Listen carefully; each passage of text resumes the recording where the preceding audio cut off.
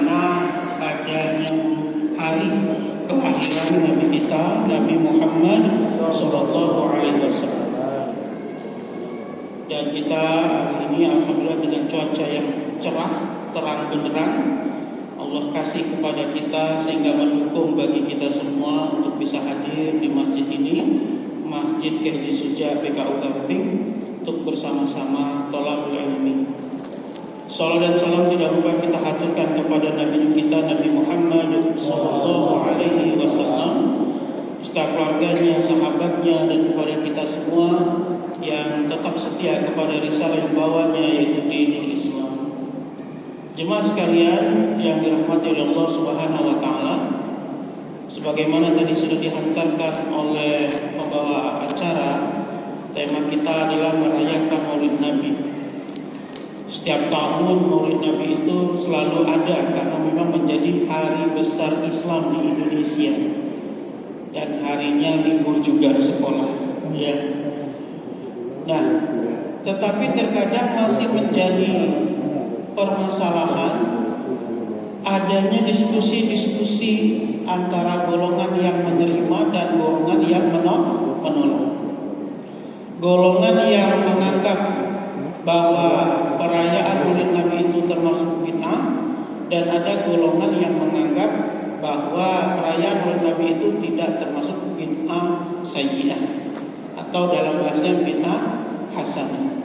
Meskipun perdebatan terkait bid'ah itu terus berlanjut hingga kini, sehingga saya selalu mengatakan tidak sampai kepada ijma ulama terkait dengan bid'ah itu adakah hasanah atau tidak. Jadi pemahaman ulama terbagi dua. Ada yang bid'ah itu selalu membawa kepada sayyi'ah, dan ada yang mengatakan bid'ah itu ada yang sayyi'ah dan ada juga hasanah. Nah, oleh karena itu di sini penting bagi kita untuk apa? Toleransi, memahami perbedaan yang ada. Tema kita ini berkaitan dengan perayaan Maulid Nabi. Kenapa penting sekali untuk selalu diulang dan dibahas? Karena jangan sampai karena adanya perbedaan pendapat itu kemudian Rasulullah menjadi pudar dan kita tidak mau mengetahui tentang siapa Rasulullah itu, dan jadi kita tidak mau mengadakan kegiatan yang itu berkaitan dengan agama. Baik, oleh karena itu saya mengajak kepada jemaah semua kita mulai dari sejarah terlebih dahulu. Kalau berbicara adakah contohnya perayaan Maulid Nabi pada zaman Nabi dan sahabat, maka jawabannya tidak ada dalam sejarah. Lalu muncul pertanyaan, apakah ketika tidak adanya perayaan itu maka kita tidak boleh melaksanakannya? Nah, itu yang jadi masalah. Sesuatu yang tidak dilakukan Nabi, apakah memang kita tidak boleh melakukannya? Ini yang menjadi titik tolak pembahasan di sekitar kaum muslimin terkait dengan bid'ah itu. Apakah memang segala sesuatu yang tidak ada pada Nabi dilakukan pada zaman Nabi memang tidak boleh dilakukan? Nah, oleh karena itu kita mulai dari sejarah. Dalam sejarah saya mendapatkan dua informasi terkait dengan perayaan Maulid Nabi. Yang pertama adalah informasi yang mengatakan bahwa tradisi Maulid Nabi itu pertama kali diadakan oleh Khalifah Mu'izzuddinillah, salah satu khalifah dari dinasti Fatimiyah di Mesir, yang hidup pada tahun 341 Hijriah. Kemudian perayaan Maulid ini dilarang oleh Al-Afdal bin Amr Al-Jusuy dan kembali marah pada Amir li Ahkamil tahun 524. Ini informasi yang pertama. Tetapi informasi pertama ini langsung dibantah oleh informasi yang kedua. Nah, kenapa kok penting disampaikan ini? Karena kalau orang itu mengaitkannya bahwa tradisi Maulid Nabi itu ada di zamannya Fatimiyah, nanti seolah-olah perayaan Maulid Nabi itu dilakukan oleh orang Syiah saja. Dan siapa yang mengikuti perayaan Maulid Nabi, maka dia mengikuti kebiasaan orang Syiah. Maka penting saya sampaikan di sini. Pendapat pertama ini dibantah oleh pendapat yang kedua. Pendapat yang kedua mengatakan bahwa Maulid Nabi itu diadakan oleh Khalifah Mudzaffar Abu Sa'id pada tahun 630 Hijriah, yang mengadakan acara Maulid Nabi besar-besaran. Saat itu Mudzaffar sedang berpikir tentang cara bagaimana negerinya bisa selamat dari kekejaman Turkmijin yang dikenal dengan namanya Genghis Khan. Kita lebih kenal dengan nama Genghis Khan, ya, dari Mongol. Genghis Khan ini adalah seorang raja Mongol yang ditahta pada usia 13 tahun dan mampu mengadakan apa? Mengadakan konsentrasi tokoh-tokoh agama berambisi menguasai dunia. Nah, untuk menghadapi ancaman Genghis Khan itu, maka Khalifah Mudzaffar mengadakan acara Maulid Nabi. Ya. Tidak tanggung-tanggung dia mengadakan acara Maulid Nabi selama 7 hari 7 malam. Berapa hari Bapak Ibu? 7 hari 7 malam. Ya, apa yang dia siapkan? 5.000 ekor kambing, 10.000 ekor ayam, 100.000 keju, 30.000 piring makanan. Dan acara ini menghabiskan dana sebesar 300.000 dinar uang emas. Kemudian dalam acara itu dapat mengundang para orator untuk menghidupkan apa? Nadi heroisme muslimin. Apa? Nadi kepahlawanan, nadi keberanian. Untuk apa? Menghadapi Genghis Khan. Hasilnya semangat kepahlawanan kaum muslimin itu dapat dikobarkan dan siap menjadi benteng kokoh umat Islam. Jadi awalnya itu untuk apa? Memberikan semangat cinta kepada Islam, cinta kepada Nabi, dan semangat untuk melawan apa? Musuh.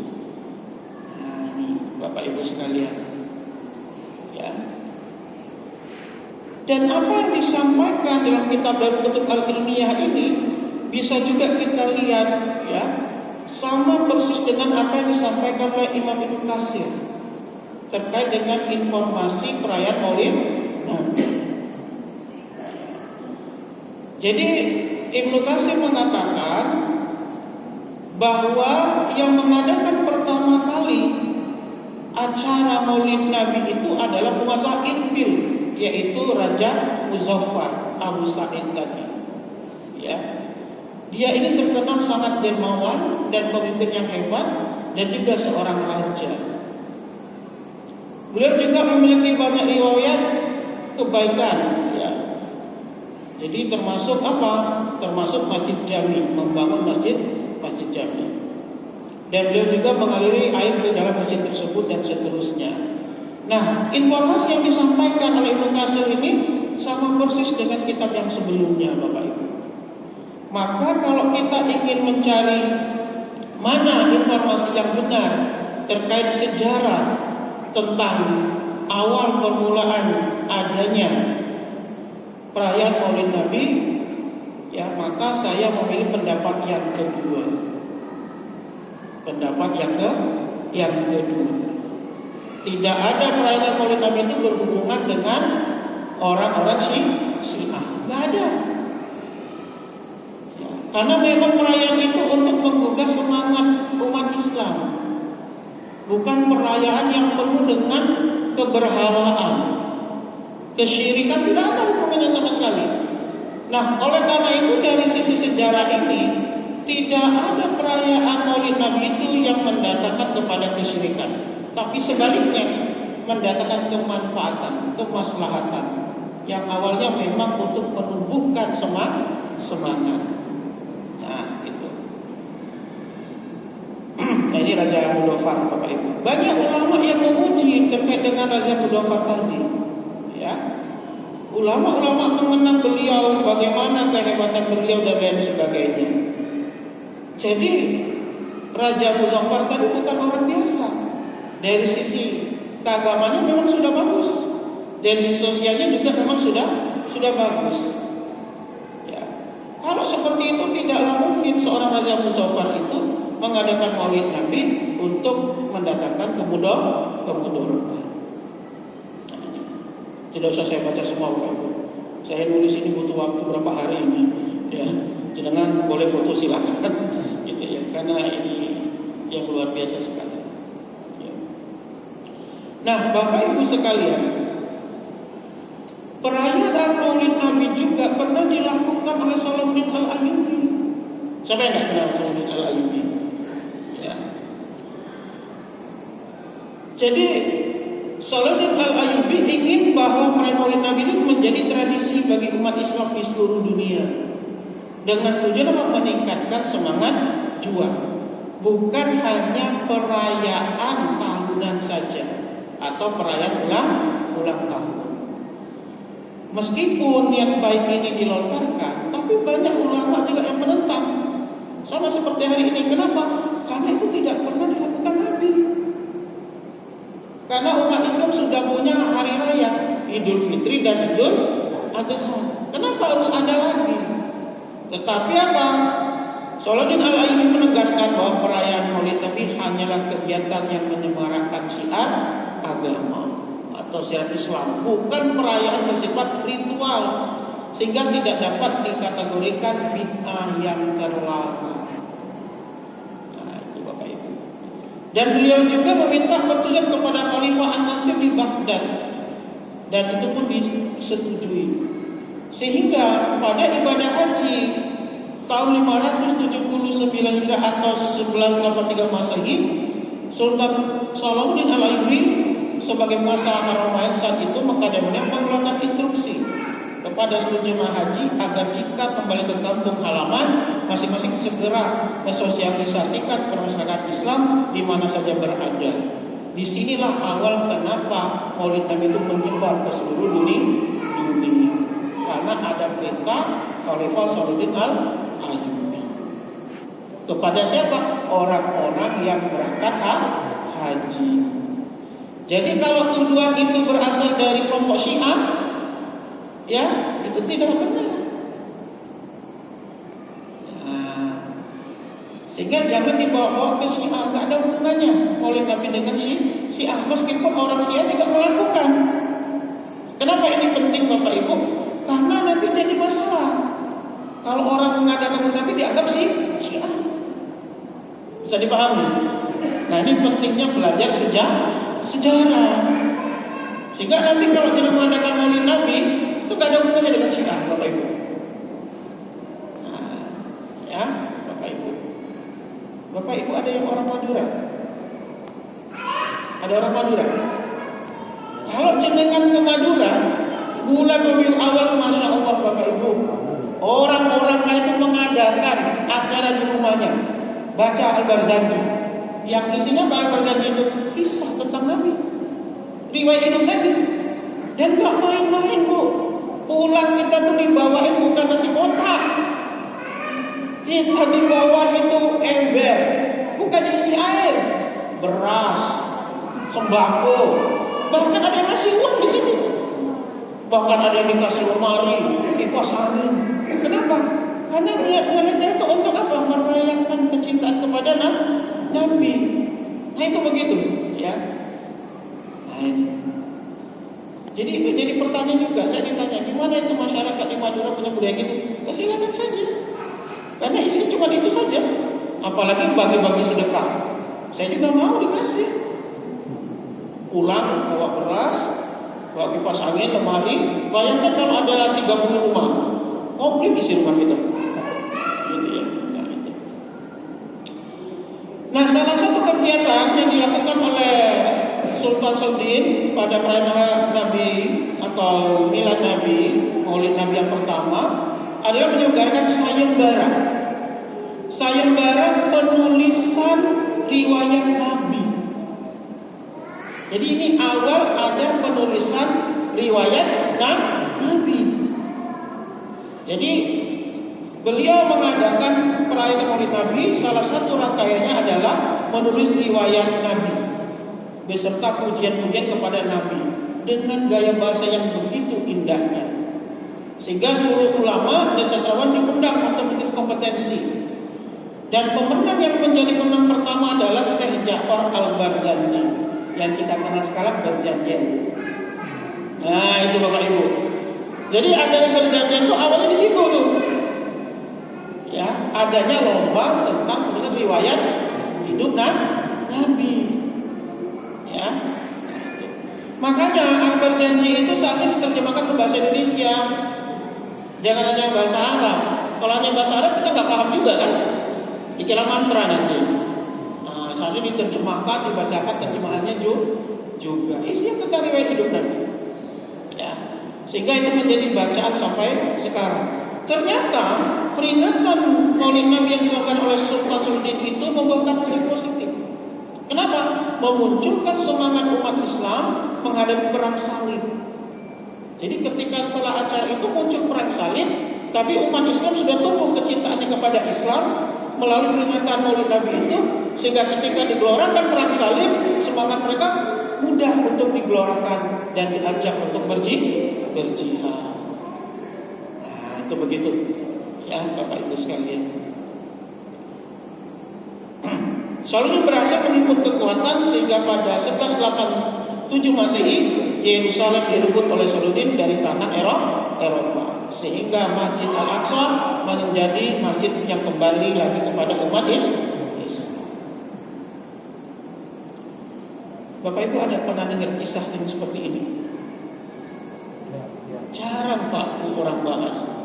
Yang dibahas hukumnya saja, sejarahnya nggak dibahas. Sehingga kadang kita itu fitnah juga akhirnya. Nah, lalu bagaimana Maulid Nabi di Indonesia? Di Jogja ada sekaten. Meskipun sekarang sudah pindah tempat kan, jadi pasar malam tuh, meskipun masih ada juga kegiatan dakwahnya. Sekaten itu budaya yang dibuat untuk dakwah. Sekaten itu kependekan dari Syahadatain. Jadi di Jawa itu tidak disebut mensyahadatkan, tapi sekaten. Orang datang, nanti ada gamelan, terus ada dakwahnya. Meskipun di masyarakat banyak sekali yang beredar bermacam-macam. Salah satunya barang siapa yang mendengarkan suara gamelan, maka dia nanti dapat berkah. Itu saya selidiki Bapak Ibu. Ternyata itu motivasi bagus itu sebenarnya. Sehingga orang datang ke sana, ditamu gamelan, lalu apa? Ada dai yang menyampaikan ceramah. Saya di Jogja tahun 2000 pernah datang ke sekaten juga. Gamelan ditamu terus ada ceramahnya juga. Itu menarik gaya dakwah. Ya, dakwah kultural dengan pendekatan budaya. Ya. Ada gerbek maulud, ya. Nah, kemudian ada juga pengajian yang biasa dilaksanakan di masjid-masjid. Pengajian. Kemudian ada sedekah, itu yang dilakukan teman-teman kita di Madura itu, undang orang ke rumah, ya baca berjanjian, kemudian memberi sedekah bagi yang hadir. Nah, pertanyaannya kalau seperti ini boleh tidak? Halo? Boleh tidak? Kalau isinya itu pengajian. Boleh. Satu, mengenang Nabi, sehingga kita punya kembali kehidupan ajaran dan teladan Nabi. Maka saya usulkan kepada para takmir, kalau ingin mengadakan perayaan Maulid Nabi, temanya tentang apa? Menghidupkan kembali, mengenang kembali sunnah Nabi. Kenapa? Karena dewasa sekarang ini jarang orang kadang mau baca buku. Nah, itu kayak apa karakternya? Sehingga sering kita lihat orang mengaku sunnah, tapi lisannya tidak sunnah, perilakunya tidak sunnah. Lisannya tidak seperti Nabi, perilakunya tidak seperti Nabi. Kenapa? Karena mereka nggak baca. Saya mohon Bapak, Bu, sekarang saya tanyalah Bapak Ibu yang hadir di sini. Siapa di sini yang punya buku Sirah Nabawi? 1, Nurul Yakin. 2, 3, 4. 4 orang.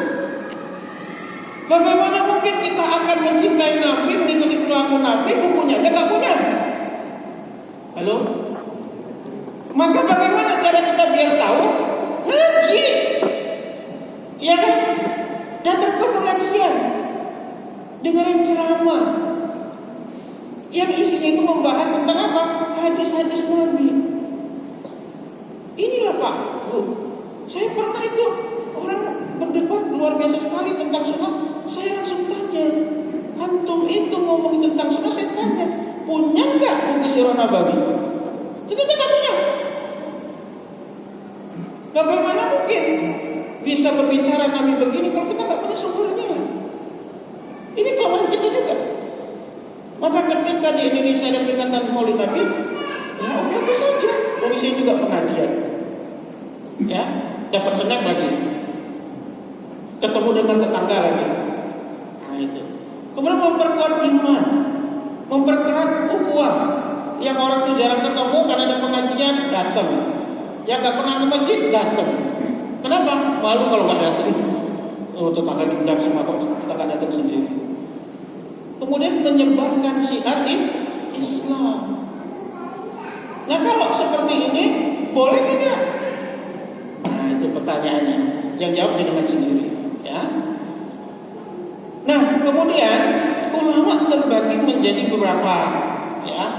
Secara umum menjadi dua kelompok. Nah di sini penting saya sampaikan Bapak Ibu, ada dua kelompok ulama, ada yang membolehkan, ada yang tidak. Kenapa penting saya sampaikan? Supaya kita saling menghormati. Oh si Anu nggak setuju dengan Maulid Nabi karena pendapatnya seperti ini.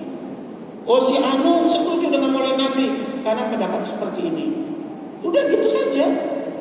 Gak usah lalu seolah-olah harus bermusuhan, lalu harus menghentikan perayaan Maulid Nabi, lalu merasa semua salah kalau perayaan Nabi. Enggak begitu.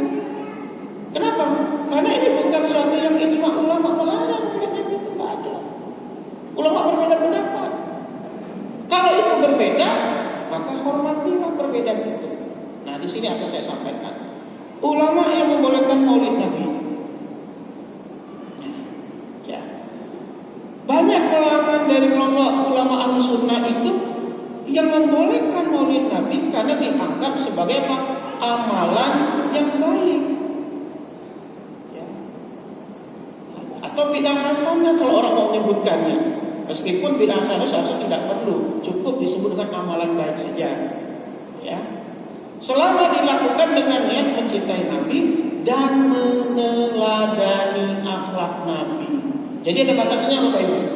Boleh asal untuk meningkatkan kecintaan kepada Nabi dan meneladani akhlaknya dan tidak diisi dengan kemungkaran. Ada syarat. Bukan boleh bebas, ada syarat. Tidak boleh muncul kemungkaran. Memunculkan semangat mencintai Nabi, meneladani akhlaknya Nabi. Kalau seperti itu, maka silakan. Nah, ini menurut pendapat ulama yang boleh. Termasuk contohnya Imam Jalaluddin Asyuyuti, ya, dia mengatakan di dalam kitabnya bahwa Maulid Nabi itu termasuk bid'ah hasanah yang mendatangkan pahala jika diisi dengan kebaikan. Kalau diisi dengan kebaikan, dengan jenengan datang ke masjid, dengerin pengajian, duduk di masjid, baik tidak? Baik, dapat pahala. Maka itu boleh. Ya. Ibnu Hajar Al-Asqalani mengatakan bid'ah hasanah bahkan bisa berpahala jika diniatkan bersyukur atas kelahiran Nabi. Termasuk Ibnu Katsir yang kita sudah bahas tadi di atas. Ini kelompok ulama yang membolehkan. Artinya ada ulama yang membolehkan. Tapi ingat ada syaratnya. Jangan memunculkan kemungkaran. Apalagi sampai kesyirikan. Ya. Jadi intinya apa? Maulid Nabi itu boleh bahkan dihancurkan jika tujuannya menumbuhkan cinta kepada Nabi, diisi dengan zikir, sholawat, ceramah dan kebaikan lainnya. Kemudian ada juga ulama yang mengharamkan atau menolak Maulid Nabi. Nah, di sini juga kita harus tahu. Oh, ternyata ada yang menolak, ya, mengharamkan. Tidak semua yang membolehkan. Kenapa? Karena tidak ada tuntunannya dari Nabi. Berdasarkan hadis Muslim, man amila amalan laisa alaihi amruna fahuwa raddun. Itu alasannya. Karena Nabi nggak melakukan, ngapain dilakukan? Ya, seperti itu. Mereka tidak mau menambah-nambahi, kan tidak ada contoh. Seperti misalnya Ibnu Taimiyah, Syekh Muhammad bin Abdul Wahab dan lain sebagainya. Ini kelompok yang mengharamkan atau melarang. Cuma satu, karena tidak ada contoh dari Nabi. Karena mereka menganggap apa?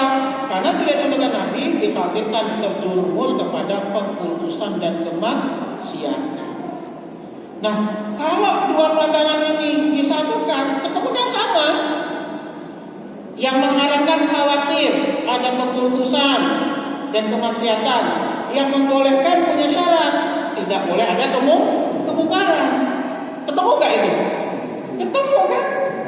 Yang satu khawatir terjadi kemaksiatan, yang satu boleh dengan syarat tidak boleh ada kemaksiatan. Sebenarnya ketemu itu. Ya, kalau muncul kemaksiatan nggak boleh. Kalau tidak, silakan, kan akhirnya begitu. Nah, kalau kita mau belajar seperti ini kan enak, Bapak Ibu. Ya. Nah, lalu bagaimana Muhammadiyah memandang terkait dengan Maulid Nabi? Ya. Nah, ini sudah dibahas tahun 2005, 2008, bahkan 2009. Ya. Nah, pada prinsipnya tim fatwa Tarjih Muhammadiyah itu belum pernah menemukan dalil tentang perintah menyelenggarakan peringatan Maulid Nabi. Kita nggak pernah ketemu ada perintahnya. Tapi kita juga belum pernah ketemu yang melarang. Tidak ada perintah, tidak ada larangan. Lalu bagaimana kalau tidak ada perintah, tidak ada larangan? Maka itu masuk kepada ijtihadiyah.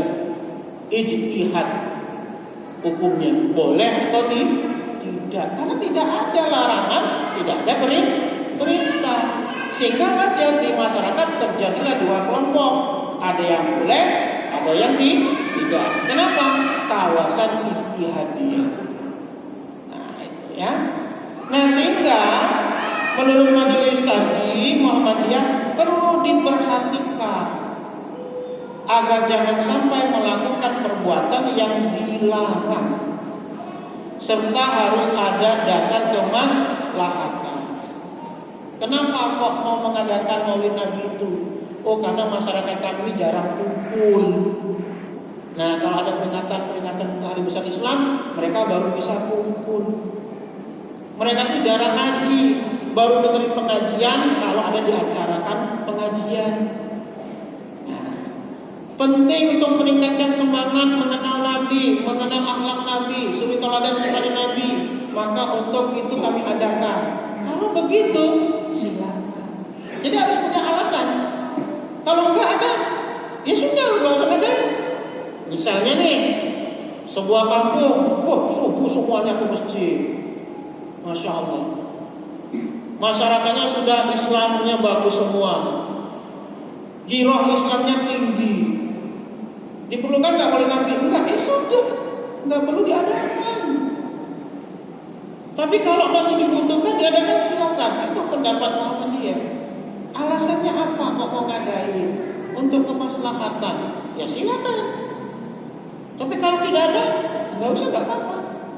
Nah, kira-kira menurut Bapak Ibu sekarang masih diperlukan nggak mengadakan pengajian dalam rangka Maulid Nabi untuk mencontoh, mendengarkan suri tauladan kisah-kisah Nabi, akhlak Nabi? Masih diperlukan tidak? Kalau masih, silakan diadakan. Itu menurut pendapat Muhammadiyah. Kalau tidak, ya sudah, nggak usah. Gitu. Jadi nggak ada masalah, ya. Kalau memang butuh itu, ya.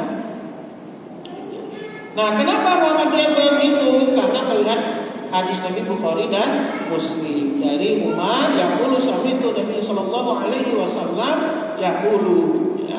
Jadi Umar mendengar dari Nabi bersabda, janganlah engkau memberi penghormatan, memuji, memuliakan kepada aku secara berlebih-lebihan sebagaimana orang Nasrani yang telah memberi penghormatan, memuji, memuliakan kepada Isa putra Maryam. saya adalah seorang hamba Allah, maka katakan saja hamba Allah dan Rasulnya. Artinya apa? Jangan sampai kita mengkultuskan. Kalau memang butuh pengajian dan rangka mengingat Nabi, menemukan semangat tauladan kepada Nabi, silakan. Ada masalah untuk menyambung ukhuwah, silakan. Ya, tapi kalau sampai melanggar hadis ini, lebih baik jangan. Nah, itu ya. Seperti itu Bapak Ibu sekalian. Ya. Kenapa? Karena Nabi itu adalah sebaik-baiknya suri tauladan. Kita sudah hafal semua surah Al-Ahzab ayat 21. A'udzu billahi minasyaitonir rajim. Laqad kana lakum fi Rasulillahi uswatun hasanah. Sesungguhnya telah ada pada diri Rasul itu suri tauladan yang baik. Ini menjadi patokan kita. Apakah sekarang ini umat ini sudah mencontoh perilaku Nabi? Oh belum. Kenapa? Karena mereka jarang membaca buku suri. HP-nya isinya hanya YouTube, Instagram. Maka perlulah diundang, dikumpulkan untuk disampaikan materi tentang tauladan kepada Nabi. Oh silakan. Apalagi Bapak Ibu kalau punya rezeki, kadang di masjid itu kan orang kurang semangat datang, munculkanlah semangat warga untuk bisa datang. Misalnya siapkan sembako, disiapkan bagi yang hadir dapat sembako. Wah itu mesti banyak datang. Supaya apa? Yang mendengarkan tentang Nabi sebagai tauladan lebih banyak. Anak kecil yang datang dapat 20.000, datang semua. Enggak apa-apa Bu. Pak, kalau kedengarannya. Iya, supaya apa? Supaya banyak orang datang, banyak orang mendengarkan dakwah tentang sirah Nabi. Orang tahu Nabi Muhammad itu kayak apa sih sebenarnya? Karena banyak orang sekarang itu tidak ngerti Nabi itu kayak apa. Kita cuma ngaku-ngaku saja umat Nabi Muhammad, tapi perilakunya tidak seperti yang dicontohkan oleh Nabi Muhammad Sallallahu Alaihi Wasallam. Maka berapa daerah itu saya kalau datang ngisi acara macam-macam, bukan yang pengajian, pembagian sembako, pembagian beasiswa, periksa kesehatan gratis supaya mereka datang. Wah itu semangat. Nah di sana materi tentang apa, siapakah Nabi, kenapa harus kita contoh, ada apa? Nah itu begitu. Itu menarik Bapak Ibu. Yang punya dana banyak silakan sokong, dukung ya kegiatan dakwah. Ya misalnya dengan Maulid Nabi tetapi isinya dakwah. Silakan. Bila perlu dapat door prize. Maulid Nabi berhadiah rumah, Masya Allah. Berhadiah umrah, Masya Allah, datang semua yang bukan berdatang pun datang. Gak usah bicaranya, gak usah bicaranya. Gak usah berbicara. Wah nanti Ustaz niatnya karena hadiah. Gak usah bicara itu. Karena niat ikhlas itu karena hubungan dia sama Allah saja. Kita nggak tahu dia ikhlas atau tidak. Siapa tahu dengan perantara itu dia dapat hidayah. Kita ini sering kali Bapak Ibu kalau mengadakan pengajian berhadiah, ada penyusup itu nanti orang nggak ikhlas, gitu ya. Iya, saya tuh waktu jadi tamin Bapak Ibu, sholat tarawih berhadiah, sepeda, kulkas, itu hadiahnya. Oh jadi penuh masjid itu nggak apa, yang penting mereka datang. Habis sholat dikasih kupon. Nanti subuh datang masukkan. Yang datang subuh kasih kupon lagi. Jadi semakin banyak orang datang sholat. Wah diprotes saya. Wah nanti ini orang nggak ikhlas. Nanti ini begini-begini. Nggak saya dengar. Setelah saya kajian tapi nggak ada lagi. Karena nggak ada dananya. Gitu ya. Gitu Bapak Ibu. Nggak masalah itu. Nggak masalah. Gak usah pernah berpikir niat orang, kita gak pernah tahu. Ya, itu seperti itu. Oke Bapak Ibu, ada waktu kurang lebih 10 menit. Kalau ada pertanyaan, kalau tidak ada kita cukupkan. Demikian dulu dari saya. Nasrul minallah wa barakatuh qarim. Wassalamualaikum warahmatullahi wabarakatuh. Waalaikumsalam warahmatullahi wabarakatuh. Monggo Bapak Ibu ada yang pengen bertanya?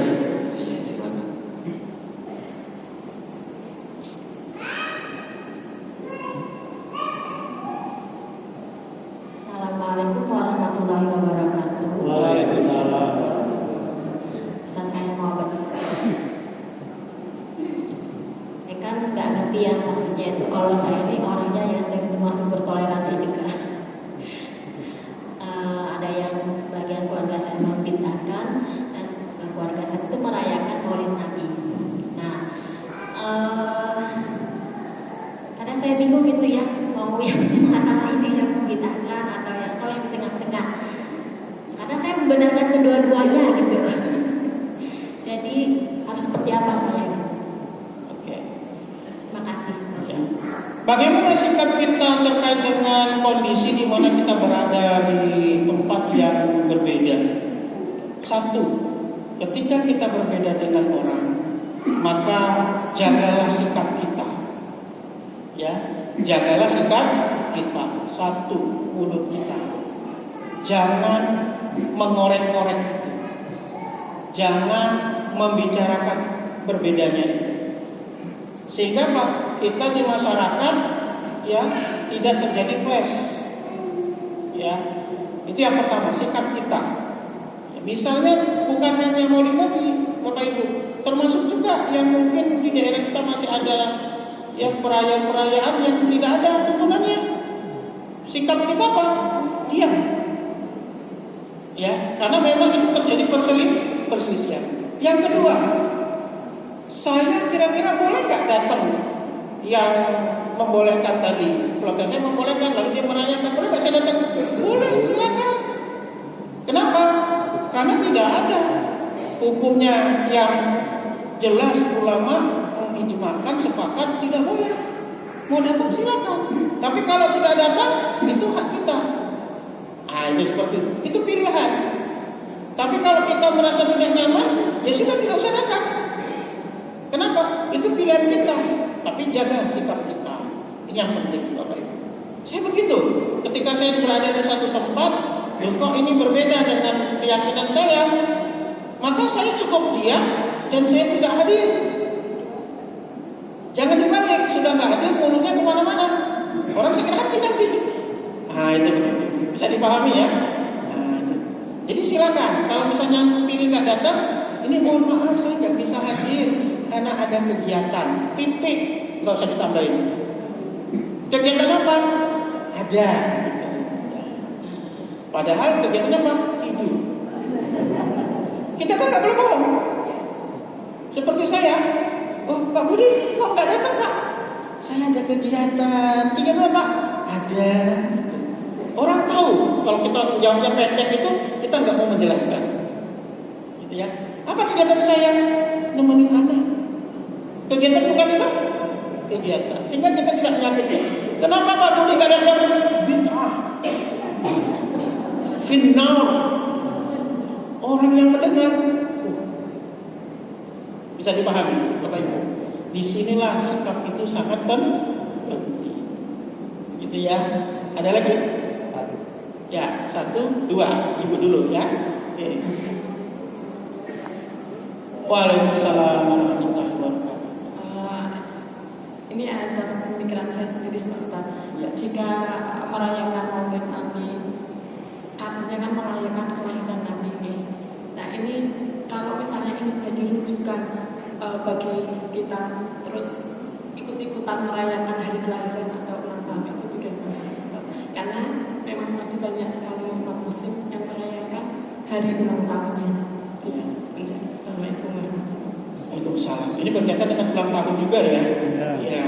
Nah, merayakan Maulid Nabi. Lalu kita kalau ikut merayakan hari kelahiran kita boleh tidak? Pertanyaannya Bapak Ibu. Kita lihat juga tadi merayakan Maulid Nabi itu ada syarat dari ulama yang membolehkan. Jangan sampai memunculkan kemungkaran. Kemungkaran itu kan luas, ya, bawa kesyirikan, jatuhnya iman, ya, adanya kemaksiatan atau kejahatan, itu seperti itu. Maka kalau kita mau mengadakan ulang tahun, dilihat ada nggak syariat Islam yang dilanggar, gitu loh. Saya tidak mau merayakan dengan ulang tahun pernikahan, ulang tahun pacaran, ulang tahun kelahiran, silakan. Tapi ingat, ada nggak syariat Allah yang dilanggar? Ada nggak kemungkaran? Saya ingat betul waktu saya masih kecil, sampai saya SD, di kampung kami itu hampir tiap hari ada berbagai bubur merah putih. Bapak Ibu pernah ngalamin nggak itu? Tetangga nganterin satu piring bubur merah putih, banyak putihnya, merahnya dikit. Iya kan? Pertanyaan saya, itu bentuk syukur atau pembenaran? Iya kan? Nah itu kan begitu. Masa sih nggak boleh orang nganterin bubur? Yang agak kaya dikit kasih kuning kan?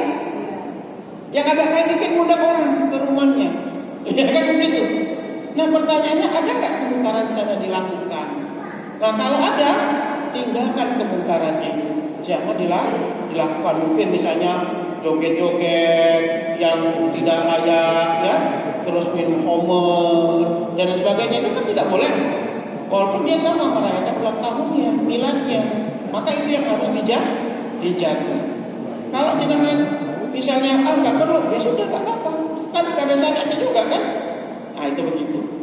Bisa dipahami Bu? Intinya syarat dari ulama tadi, jangan ada kemungkaran. Kalau ada, mending ditinggalkan. Kalau misalnya dengan saya mau merayakan ulang tahun saya Ustaz dengan cara berbagi dengan anak yatim, boleh nggak sih kira-kira kalau kata itu? Boleh kan? Nah itu begitu. Nggak ada syarat yang dilarang. Silakan. Tidak perlu nyumat lilin ya Pak? Gimana Pak? Nyumat lilinnya juga nggak perlu ya? Gimana Pak? Nyumat lilinnya juga nggak perlu. Hah? Nyumat. Nah, ini saya ada pertanyaan. Niup lilin, pakai topi, boleh nggak sih Ustaz? Kan hadis yang dipakai nggak di hadis umum. Mantasabbaha biqaumin, ya kan begitu. Barang sampai satu tahun, maka dia termasuk kaum itu. Nah, ketika mau niup lilin itu niatnya apa? Tiru-tiru. Ya kan? Tiru-tiru. Ada nggak berkaitan dengan menyembah apinya? Kan begitu. Kalau nggak ditiup gimana? Dikipas. Gitu. Yang memang jadi masalah begini dalam lilin itu, dia berdoa dulu, ya kan? Berdoa ketika lilinnya masih hidup. Ini jadi masalah Pak. Sebelum lilin doa dulu, make wish. Ini jadi masalah. Kenapa berdoa harus ketika lilin hidup? Nah, itu harus tahu. Berdoa ketika lilin hidup itu berarti majusi. Berarti mengikuti orang majusi. Ya itu begitu, ya. Terus gimana Ustaz biar nggak kena majusinya? Hidupkan lilin, nggak usah ditiup, dikipas, nggak usah berdoa. Nah itu begitu. Terus nggak pakai lilin kan nggak apa-apa sebenarnya ya. Halo, yang ulang tahun nggak pakai lilin nggak apa-apa kan? Loh saya tuh kalau misalnya anak saya ulang tahun ada lilinnya, ya kan? Tapi nggak ngikutin orang. Ya kan mau ngapain aja kan? Hidup dah mati kayak kita aja. Pak belum. Gitu. Topi kan? Ya itu aja dilihat. Ada enggak yang membawa kemungkaran? Kalau ada, tinggalkan yang kemungkarannya. Jadi kita tidak mengharapkan secara menyeluruh Bapak Ibu bahwa ulang tahun itu bermasalah. Masalahnya di mana? Dicek dulu. Yang masalah itu dibuang. Gitu ya. Terakhir Pak kalau masih ada. Sedikit aja. Ya. Menurut Ustaz, peringatan itu masuk ibadah mahdoh atau ghairu mahdoh? Nah, karena ini masuk masalah ijtihadiyah, maka bukan masalah ibadah mahdoh. Di sinilah Pak puncaknya saatnya tegas kita. Apakah Maulid Nabi masuk ke ibadah mahdoh atau ghairu mahdoh? Kalau dia masuk ibadah mahdoh, maka tidak boleh. Ya kan? Nah, tentunya karena masih ijtihadiyah, dia bukan masalah ibadah mahdoh, ghairu mahdoh, berarti muamalah. Itu begitu. Saya kira gitu Bapak Ibu sekalian ya. Yang mau ulang tahun cek dulu ada kemungkaran atau tidak. Yang mau maulid cari kenapa harus diadakan. Ya, dan saling menghormati itu yang terpenting. Bismillahirrahmanirrahim. Wassalamualaikum warahmatullahi wabarakatuh. Waalaikumsalam warahmatullahi wabarakatuh. Ya, cukup sudah menjawab banyak pertanyaan tentang kita. Semoga bisa bermanfaat untuk jenengan semua. Jangan lupa ini habis maghrib kita akan ada pembagian singkong gratis.